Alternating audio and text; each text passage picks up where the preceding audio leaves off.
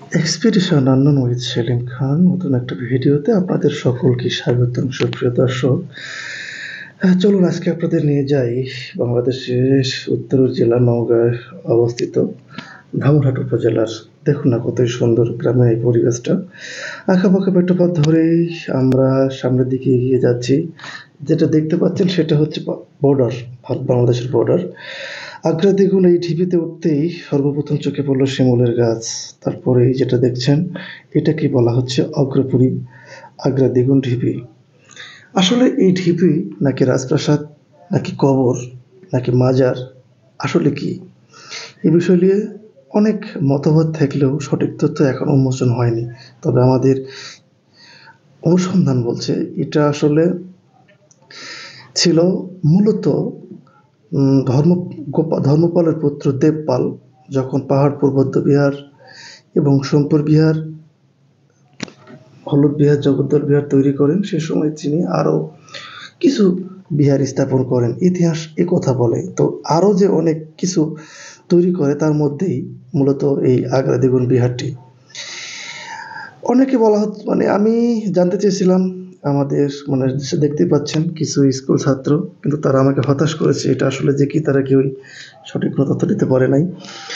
যাই হোক, লোকমুখে শুনলাম যে এখানে নাকি 180 বছর ধরে কান্নাকাটি করার পরেই নাকি আদমকে কবর দেওয়া হয়েছিল, তেমনটাই জানাচ্ছিলেন লুৎফর রহমান নামের এক ব্যক্তি, যাদের বাড়ি হচ্ছে লক্ষ্মীপুরে। দর্শক, এখানে আরও জানতে পারলাম যে এই সময় এক আজেন্দ্র রাজা নামে এক রাজা ছিল, সে এখানে রাজ্য পরিচালনা করতেন।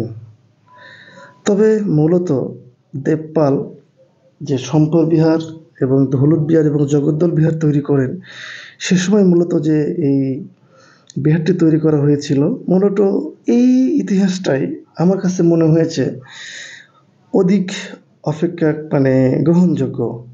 এবং লোকমুখে যে মিথ প্রচলিত আছে যে 180 বছর ধরে আদম কান্নাকাটি করেছিল এবং তাকে যে এখানে জীবিত কবর দেওয়া হয়, বিভিন্ন জায়গা থেকে অনেক কিছু নিয়ে আসে, কথাটা আসলেই নিছক মিথ্যা ছাড়া কিছুই নয়, বানোয়াট গল্প হইতে পারে। যাই হোক, তবে এই কথাই সত্য, যে এখানে ধর্মপাল বা গোপাল তারা যে রাজ্য পরিচালনা করেছিলেন এটাই সর্বাপেক্ষা গ্রহণযোগ্য। তবে আরেকটা প্রচলিত কথা যে এই যে বিহারটা দেখছেন এর পূর্ব দিকে, সেখানে এখনও আপনাদের মাটি খনন করলে বিভিন্ন প্রাচীর সমৃদ্ধ ইট বালি উঠে উঠে আসে। আমি কথা বলছিলাম এখানকার নজরুল ইসলাম নামের একজন স্কুল শিক্ষকের সাথে। সে বলছিল যে এখানে হয়তোবা রাজার বাড়ি থাকতে পারে, এবং এই যে এটা আমরা দেখতে পাচ্ছি এটা তাদের নাকি অতিথিশালা ছিল। এবং কথিত মিথ আছে যে রাজার রানী এবং রাজকন্যা এই অতিথিশালার সামনে আরেকটি আপনার রয়েছে, দিঘি রয়েছে, সেখানে গোসল করতে যেত তারা এবং এখানে এসে কিছুটা সময় অতিবাহিত করতো। এবং বিভিন্ন জায়গা থেকে যে লোকজন আসতো তারাও এখানে এসে কিছুটা সময় দিত, এমনটাই শুনলাম।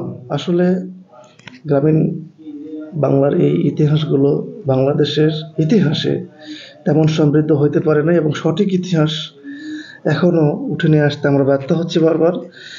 তবে গুণীজনদের বলবো আসলে এই বিষয়গুলো নিয়ে নজর রাখতে। দর্শক, ধামরহাটের আগ্রা দ্বিগুণ থেকে আমি বিদায় নিচ্ছি। আল্লাহ হাফেজ।